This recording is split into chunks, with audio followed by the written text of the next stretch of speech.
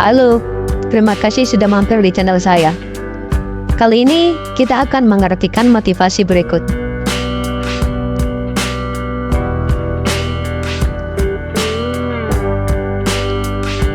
Baik, kita bahas satu persatu. Kita di sini untuk menambahkan apa yang kita bisa ke dalam hidup, bukan untuk mendapatkan apa yang kita bisa dari kehidupan. Oleh William Osler. Motivasi ini menekankan pentingnya memberikan kontribusi positif dan memperkaya kehidupan, daripada hanya berfokus pada mengambil atau memperoleh hal-hal dari kehidupan. Ini mengajak untuk menjadi agen perubahan yang aktif, mencari cara untuk memberikan nilai tambah, dan berupaya untuk meningkatkan diri sendiri serta lingkungan sekitar. Dengan memahami bahwa kehidupan bukan hanya tentang memenuhi kebutuhan pribadi, tetapi juga tentang berbagi, mendukung, dan memperkaya pengalaman bersama, kita dapat menciptakan hubungan yang lebih bermakna dan membangun komunitas yang kuat. Yang kedua, seni hidup adalah mengetahui bagaimana menikmati sedikit dan bertahan lebih lama. Oleh William Hazlitt. Motivasi ini mengajarkan tentang pentingnya menghargai kecil-kecilan dalam hidup dan memanfaatkannya sebaik mungkin. Ini berarti bahwa seni hidup melibatkan kemampuan untuk menemukan kebahagiaan dan kepuasan dalam momen-momen sederhana, tanpa harus selalu mencari kesenangan atau kepuasan instan. Selain itu, konsep ini juga mengajarkan tentang ketahanan atau kemampuan untuk mengatasi tantangan dan kesulitan dalam hidup dengan penuh kesabaran dan ketenangan, sehingga kita dapat menghadapi segala situasi dengan bijak dan tabah. Nomor 3. Jika kita mengubah cara memandang sesuatu, hal-hal yang kita lihat berubah. Oleh Wayne Dyer. Motivasi ini menyeratkan bahwa persepsi atau pandangan kita terhadap suatu hal mempengaruhi bagaimana kita mengalami dan memahami hal tersebut. Jika kita dapat mengubah perspektif atau sudut pandang kita terhadap suatu situasi, maka kita juga akan mengubah cara kita berinteraksi dan merespon terhadap situasi tersebut. Dengan mengadopsi cara pandang yang lebih positif, terbuka, atau berempati, kita dapat membuka pintu untuk pengalaman dan pemahaman yang lebih kaya dan memuaskan. Dengan demikian, motivasi ini menekankan pentingnya kesadaran akan kekuatan transformasi yang dimiliki oleh cara kita memandang dunia. Nomor 4. Karena yang hebat tidak terjadi melalui dorongan saja, dan merupakan sukses dari hal-hal kecil yang disatukan. Oleh Vincent van Gogh. Motivasi ini menyeratkan bahwa pencapaian besar atau hal-hal hebat tidak terjadi secara instan, atau hanya karena dorongan semata. Sebaliknya, mereka merupakan hasil dari serangkaian tindakan atau langkah kecil yang diambil secara konsisten dan terus-menerus. Ini mengajarkan pentingnya konsisten, kesabaran, dan dedikasi dalam mencapai tujuan yang besar.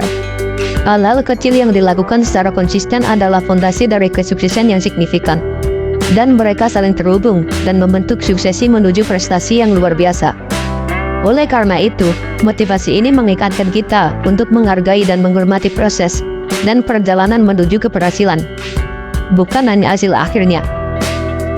Yang kelima, kesempurnaan tidak dapat dicapai, tapi jika kita mengejar kesempurnaan, kita bisa menangkap hasilnya. Oleh Vince Lombardi. Motivasi ini menyeratkan bahwa sementara kesempurnaan mungkin tidak dapat sepenuhnya tercapai, namun dengan berusaha untuk mencapainya, kita dapat mencapai hasil yang sangat baik atau mendekati kesempurnaan. Ini mengajarkan tentang pentingnya memiliki standar tinggi dan komitmen untuk melakukan yang terbaik dalam setiap usaha. Meskipun mungkin tidak mungkin mencapai tingkat kesempurnaan mutlak, upaya untuk mencapainya dapat membawa hasil yang sangat memuaskan dan menciptakan karya atau pencapaian yang luar biasa. Dengan kata lain, melalui dedikasi, usaha, dan ketekunan, kita dapat mencapai hasil yang mendekati kesempurnaan yang kita kejar. 6. Kita telah berhasil dalam hidup ketika semua yang kita inginkan hanyalah apa yang benar-benar kita butuhkan. Oleh Vernon Howard. Motivasi ini menyoroti puncak keberhasilan sebagai suatu bentuk ketika kita mencapai titik di mana kita hanya menginginkan atau membutuhkan hal-hal yang benar-benar esensial untuk kebahagiaan dan kepuasan hidup. Ini menunjukkan bahwa keberhasilan sejati terletak dalam kesederhanaan dan kepuasan dari memenuhi kebutuhan dasar dan keinginan yang penting bagi kita. Ketika kita mencapai tingkat kesadaran di mana kita tidak terjerat oleh hawa nafsu atau pencapaian materi, melainkan mampu menghargai dan bersyukur atas apa yang sudah ada dalam hidup kita, itu adalah tanda keberhasilan yang sejati dan mendalam. Yang ketujuh, percayalah, kita bisa dan kita sudah setengah jalan. Theodore oleh Theodore Roosevelt. Motivasi ini mengajarkan tentang pentingnya keyakinan dalam kemampuan kita untuk mencapai tujuan atau mengatasi tantangan. Ini mengajak kita untuk memiliki keyakinan kuat bahwa kita memiliki potensi dan kemampuan untuk mencapai apapun yang kita inginkan. Selain itu, motivasi ini juga menyoroti bahwa ketika kita sudah mempunyai keyakinan tersebut, kita sudah melewati setengah perjalanan menuju kesuksesan. Ini menekankan bahwa percaya pada diri sendiri adalah langkah penting menuju pencapaian tujuan. Karena hal ini memotivasi kita untuk bertindak dengan tekad dan ketekunan yang lebih besar. Dengan keyakinan, kita akan memiliki dorongan yang kuat untuk terus berusaha dan mengatasi hambatan-hambatan yang mungkin timbul di sepanjang jalan. Yang kedelapan, melakukan hal yang berguna, mengatakan hal yang berani, merenungkan hal yang indah itu cukup untuk hidup satu orang. Oleh T.S. Eliot. Motivasi ini mengajarkan bahwa kehidupan yang memenuhi dan bermakna tidak selalu terkait dengan pencapaian besar atau hal-hal spektakuler. Sebaliknya, melakukan hal-hal yang bermanfaat untuk diri sendiri atau orang lain. Berbicara dengan keberanian dan kejujuran, serta merenungkan keindahan di sekitar kita adalah cukup untuk menjalani kehidupan yang berarti. Ini menyoroti pentingnya kehadiran dalam momen-momen kecil dan menghargai nilai-nilai sederhana namun penting dalam kehidupan sehari-hari. Dengan melakukan hal-hal ini, seorang dapat menciptakan kehidupan yang memuaskan dan membangun hubungan yang mendalam dengan diri sendiri ataupun dengan orang lain. Yang kesembilan, ketika kita mendengar seseorang menggerutu, hidup itu sulit, kita selalu tergoda untuk bertanya, dibandingkan dengan apa? Oleh Sidney J. Harris. Motivasi ini mengajarkan tentang pentingnya mempertimbangkan perspektif dan rasa syukur dalam menghadapi kesulitan atau tantangan dalam hidup. Ketika seseorang mengeluh tentang betapa sulitnya hidup, kita seharusnya tidak melupakan bahwa setiap orang menghadapi rintangan dan kesulitan masing-masing. Pertanyaan, dibandingkan dengan apa?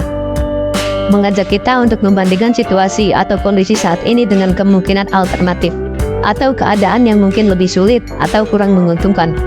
Ini dapat mengingatkan kita untuk mensyukuri hal-hal yang kita miliki dan mengapresiasi keadaan kita saat ini, bahkan jika mungkin ada kesulitan.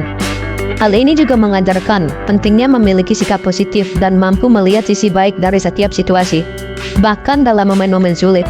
Dengan cara ini, kita dapat membangun rasa syukur yang kuat dan memiliki pandangan yang lebih seimbang terhadap kehidupan. Yang ke-10, kita melewati dunia ini, tetapi cukup sekali. Oleh Stephen Jay Gould. Motivasi ini mencerminkan kesadaran tentang keterbatasan waktu hidup kita di dunia ini. Pesan ini mengajak untuk menghargai dan memanfaatkan setiap momen yang kita miliki. Karena kehidupan ini sementara, dan kita hanya mengalaminya satu kali. Hal ini dapat diartikan sebagai ajakan untuk hidup dengan penuh kesadaran, mengejar tujuan-tujuan yang bermakna, dan menghargai nilai-nilai yang penting dalam kehidupan. Dan juga hal ini bisa menjadi pengingat untuk tidak menunda-nunda hal-hal penting atau menunda kebahagiaan. Sebaliknya, manfaatkan setiap kesempatan untuk menciptakan kehidupan yang berarti dan memuaskan. Nah, itulah arti dari motivasi tersebut. Jika kalian memiliki sudut pandang yang berbeda, coba untuk tulis di kolom komentar ya. Dan apabila kalian menemukan motivasi yang sulit untuk difahami, kalian bisa tulis di kolom komentar. Nanti saya akan mengarahkannya di video selanjutnya.